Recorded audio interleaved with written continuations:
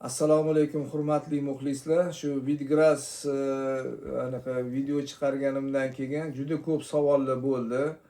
Juda ko'p nima deydi, kommentariylar bo'ldi. Har xil kommentariylar bo'ldi. Endi aytmoqchimanki, buni ko'p qaytarilgan savollar, buni qanday ichiladi, qanday iste'mol qiladi, necha kun ichilinadi degan savol. Buni bir kunda bir mahal ertalab nonushtadan 20 minut oldin ichilinadi va 20 kun davomida 10 kun dam olinadi. Undan keyin yana ichsa bo'ladi. Mana shunaqa qilib kursni qaytarib ichaverasizlar.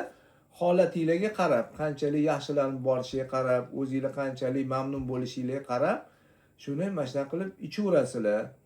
Endi buni qanaqa ichiladi desa, mana shunday bitta idishni olib, yarim stakan iliqroq suvga, issiq emas, iliq suvga yoki komnatniy temperatura bo'ladi-yu, mana shunaqa suvga solinadi.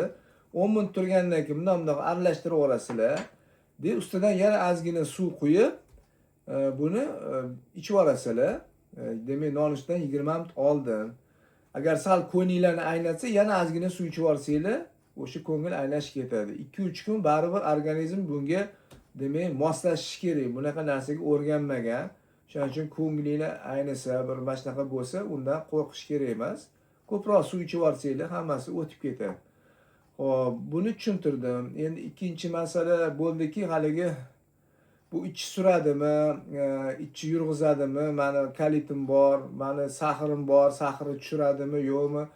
Yo'q, bu ichi yurg'izadigan yoki sahri tushiradigan dori emas. Buni asosiy xususiyati o'sha organizmda jarohatlangan joylari, ya'ni o'sha jarohatlangan hujayralar, to'qimalarni o'shani tuzatishga yordam beradigan, o'zini ichida fermentlari, aminokislota, vitaminlari ko'p bo'lgani uchun yordam beradi, xudo xolisa.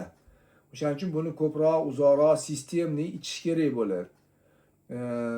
Misol buni misol uchun ichi normallashgan odamlar bor, sahrim ham yaxshilandi degan odamlar bor, lekin sahrni tushirish uchun odam bitta bu bilan bo'lmaydi. Albatta dieta qilish kerak.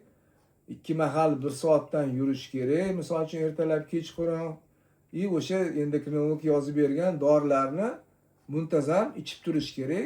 Sahrni kontrol qilib, o'shanga yarasha o'sha doktor bilan maslahat qilib, dorisini pasaytirib ichib tursa bo'ladi. Endi uyda o'stirayotganlar to'g'risida, uyda o'stirayotganlar bor ekan, men xursand bo'ldim. Shular so'rashyaptiki, buni mana shu ildizi bilan chiqaramizmi misarobkadan? Yo'q, ildizi bilan chiqarilmaydi. Faqat shu tepada yashil qismini o'rib olinadi va o'sha misarobkada, elektr misarobkadami yoki shnekoviy sokoviy jimalkada chiqarib, misarobkadan chiqqanini haligi iloji bo'lsa marlada yaxshilab bundoq siqib olsanglar, buni so'ki ko'proq chiqadi.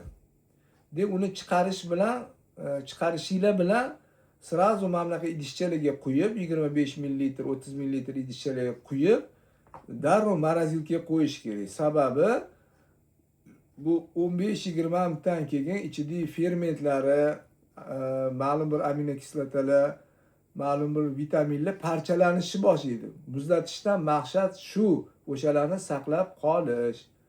Tushuntira oldimmi? Hop, shunaqa gaplar. Iloji boricha o'zingizlar o'stiringlar, o'zingizlarga manfaatli bo'ladi. Endi uyda qila olmayman, qo'limdan kelmaydi, sharoitim yo'q deganlarga bizda sotuvlar bor. Shunaqa gaplar o'rtoqlar, taninglar sog' bo'lsin, yaxshilikni ko'rishinglar.